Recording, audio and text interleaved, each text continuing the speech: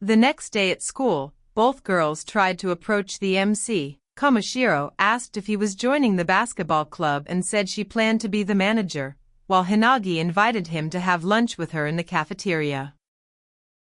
The MC, completely baffled, wondered why God kept throwing trials at him. He had always been unlucky with women, his mother neglected him, his sister seemed to despise him, his childhood friend got a boyfriend right before he confessed to her, and during his heartbreak, he was bullied. All his life problems stacked on top of one another, but the clearest one was his messed-up relationship with women. With all this in mind, the MC started theorizing that maybe he was a reincarnated soul from another world who had defied evil, died, and was now living this cursed life full of karma. That might explain why he couldn't form deep connections or show empathy anymore. It was overwhelming, and he had given up trying to make sense of it. Yet here he was, caught in a ridiculous moment where Hinagi and Kamashiro seemed to be fighting over him. Kamashiro asked Hinagi to talk to the MC later since she spoke to him first, but Hinagi refused, saying she'd already invited him to lunch. The girls bickered, while the MC silently begged the universe to make them fight somewhere else because he didn't even want to talk to either of them. Just then, Mio showed up and casually asked which club the MC was planning to join. That one innocent question instantly made the tension worse, and the MC shot him a frustrated look, pointing out how Mio had just thrown gasoline on the fire.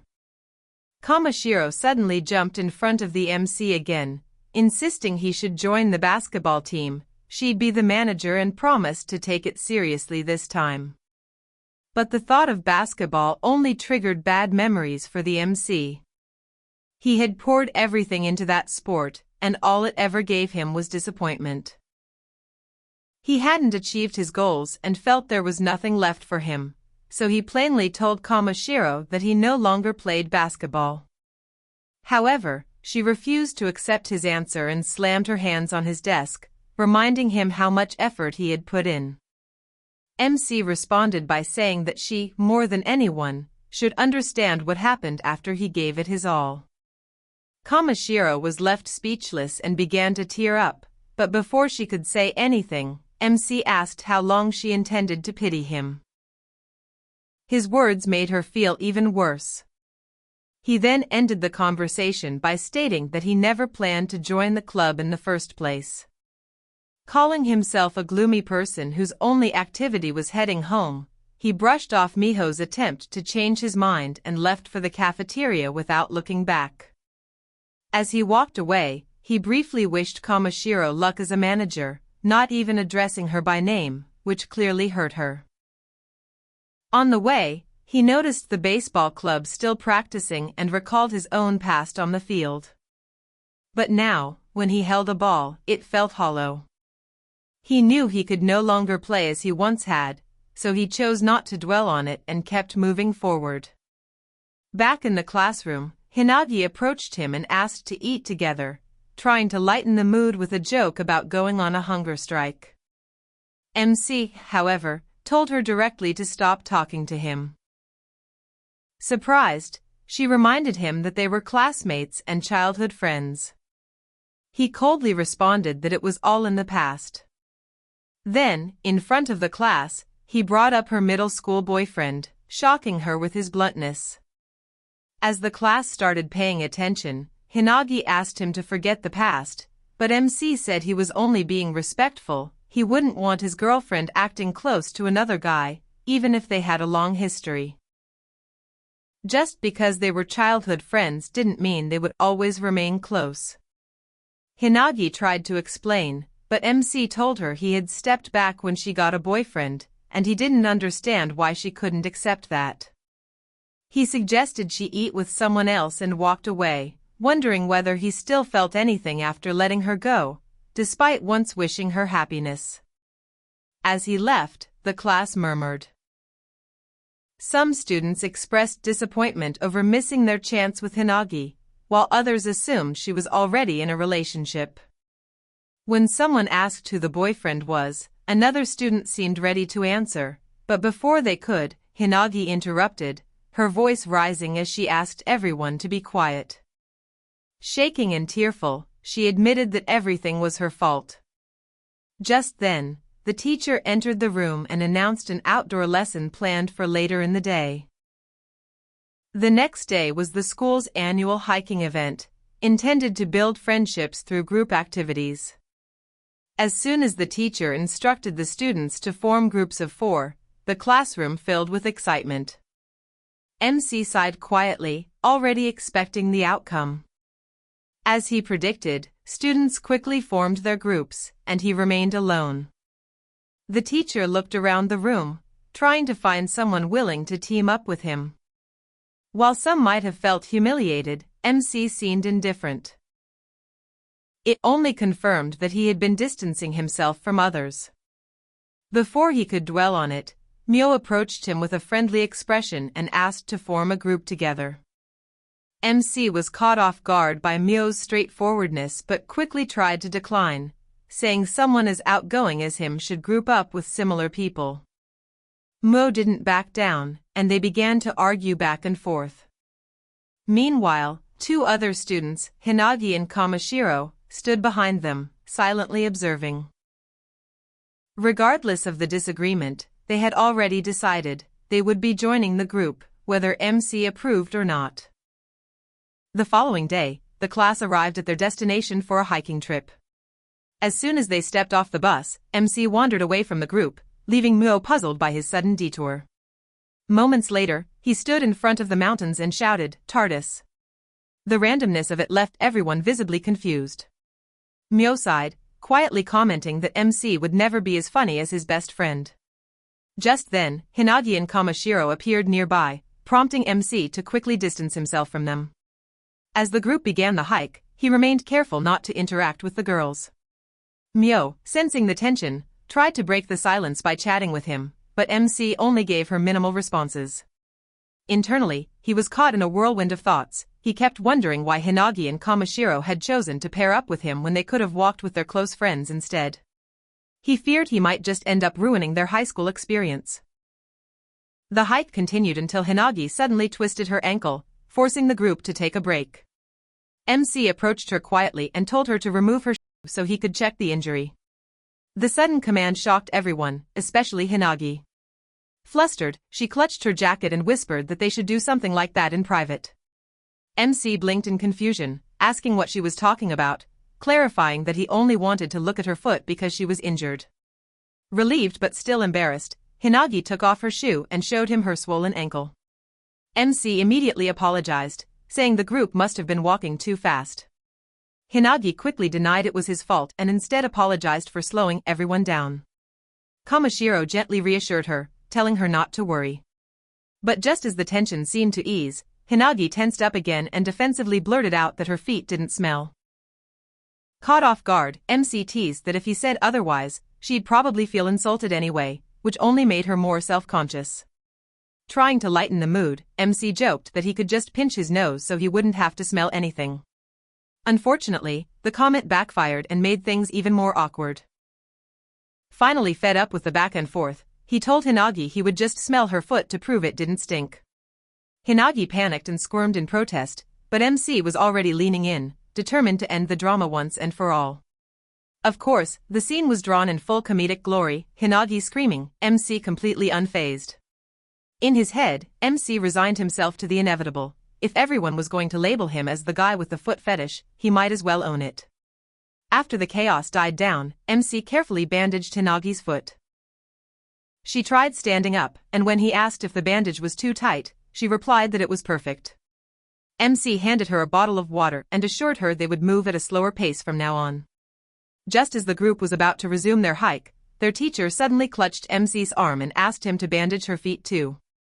Seeing her completely drained, MC couldn't help but joke that she looked like a brain-dead zombie. He warned her that with stamina like this, she'd definitely struggle at one of her future kids' school sports festivals. Offended, the teacher snapped that she wasn't even married yet.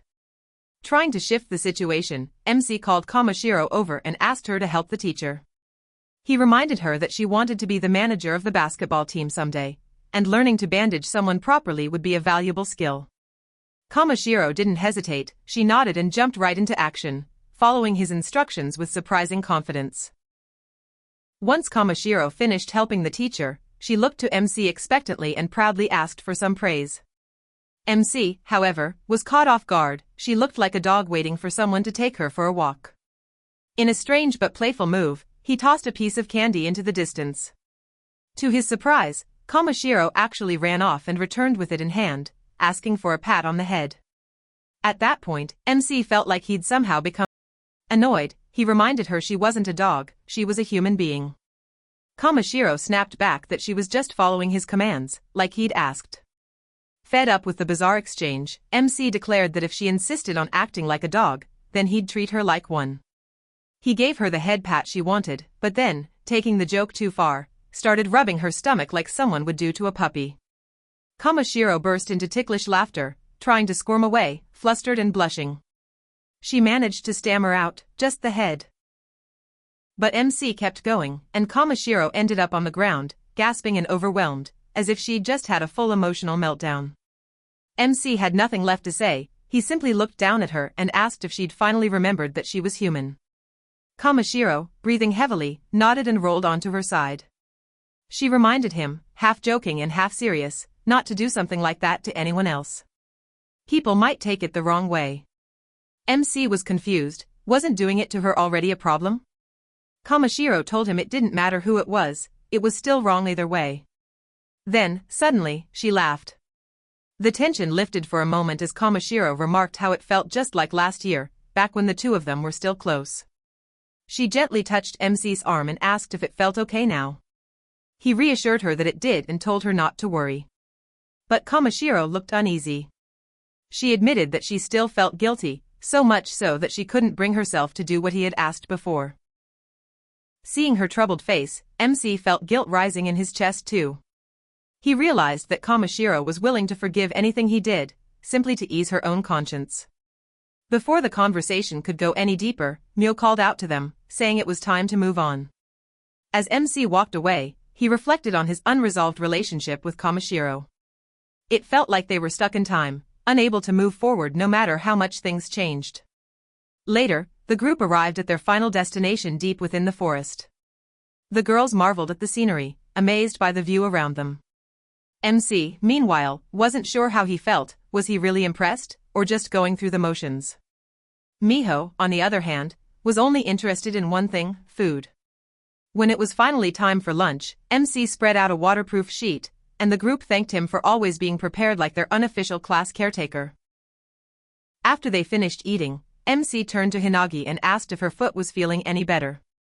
She confirmed that it was. She hadn't expected to recover so quickly, and she was genuinely surprised by how well the bandage worked. MC offered her some more candy and a spare set of bandages, which made Hinagi pause. She wondered why he had brought so many supplies. That's when it clicked. She remembered something from their middle school days, something about MC's past that explained why he always carried medical items. MC was stunned that she knew. Hinagi simply smiled and told him that she had always been watching him, even if he never noticed. As MC stood there, silently wondering why Hinagi had been watching over him all this time, she turned the question around, why had he helped her earlier? He gave a simple answer, because we're classmates. Hinagi's face fell slightly at his distant response, though she tried her best to hide her disappointment. That's when MC noticed something small but meaningful, the bare keychain hanging from her phone. His eyes widened with recognition. It was the same one from the festival. Hinagi lit up when she realized he remembered, her eyes sparkling as she clutched the little bear charm to her chest and said that those moments had been fun for her. The atmosphere shifted slightly, memories coming back to the surface. Suddenly, MC asked about her relationship. Had she gotten into a fight with her boyfriend? Hinagi tried to answer, but the words caught in her throat. Instead, she asked him something else. What should someone do if they hurt another person's feelings? Without hesitation, MC replied that he would simply apologize. But Hinagi shook her head. I don't think I'll ever be forgiven, she said softly. MC paused, then offered an idea. Then maybe you could start over? Hinagi looked up, surprised by his suggestion. He clarified. If there was still a chance to fix things, maybe starting fresh with her boyfriend was worth a try. The thought struck her. She stood up, seeming as if something inside her had just clicked into place, and she quietly thanked him. But before walking away, Hinagi turned to MC again, this time with her head bowed deeply. She asked for his forgiveness, for everything. She bowed even lower, admitting that she'd been afraid they wouldn't be able to return to what they once were. That the distance between them had scared her more than anything else. She confessed that apologizing might seem easy, but forgetting the past was not. She couldn't just erase everything they'd been through. MC tried to respond, but Hinagi continued speaking, now openly admitting that she had been arrogant, unreasonable, and selfish. But none of that changed the fact that she was truly sorry. Her voice carried across the quiet forest, drawing the attention of others nearby. Then, unexpectedly, MC said that he didn't remember her ever saying anything cruel. Hinagi looked up in disbelief. Seeing her expression, MC gently explained that if anything, he should be the one apologizing for revealing personal things about her boyfriend. He was grateful, above all, that she had come to him wanting to make amends. He added that he had acted the way he did simply because he needed to let his own pain out. Hinagi protested, saying that he had no reason to apologize. She had been the one in the wrong. But MC remained calm. With an unreadable expression, he told her that the things she had said in the past, even if they were harsh, were not untrue. Over time, he had come to understand his place in her life. Then, with a small, sincere smile, he told her something that would stay with her forever. The distance between them wasn't about hurt feelings or rejection, it was just the natural outcome of choosing different paths. He reminded her that he knew she had a kind heart, and that was why it hurt to see her crying now. Seriously, when did this guy turn into an angle? Hinagi had always been important to MC. But now, the only thing he could do was silently pray for her happiness from afar. He had accepted that he was no longer her childhood friend, not really. They were just classmates now. Later that day, the class boarded the school bus to head home. Just as Hinagi was about to step on, she suddenly froze. She rummaged through her bag in a panic, her expression tightening as she realized something was missing. Kamashiro noticed and asked what was wrong, but Hinagi didn't answer. Her eyes were locked on the string attached to her phone, the small bear keychain was gone. Before she could run off to search for it, MC grabbed her wrist and reminded her that the bus was about to leave. She resisted, saying the keychain was important, it had been a gift from him. But MC brushed it off, telling her she could easily get another from her new boyfriend. That was the breaking point. Hinagi snapped and shouted that she'd had enough.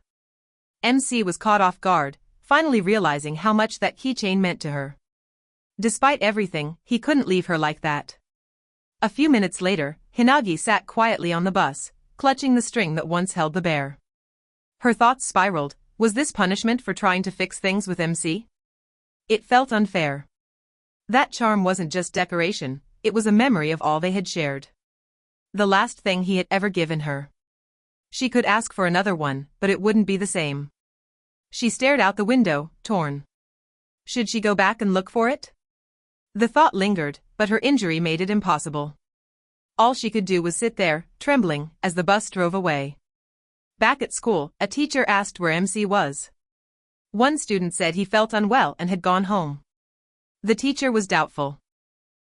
He hadn't told her anything. She asked Mio if it was true, but he only said he didn't know. As the class murmured about MC, Hinagi could only sit in silence, her worry growing. Meanwhile, unknown to the others, MC had returned to the forest. I'm back, he muttered, knowing he couldn't get Hinagi's upset expression out of his mind. He sighed and began searching, telling himself he'd only go one round, and if he didn't find it, he'd stop.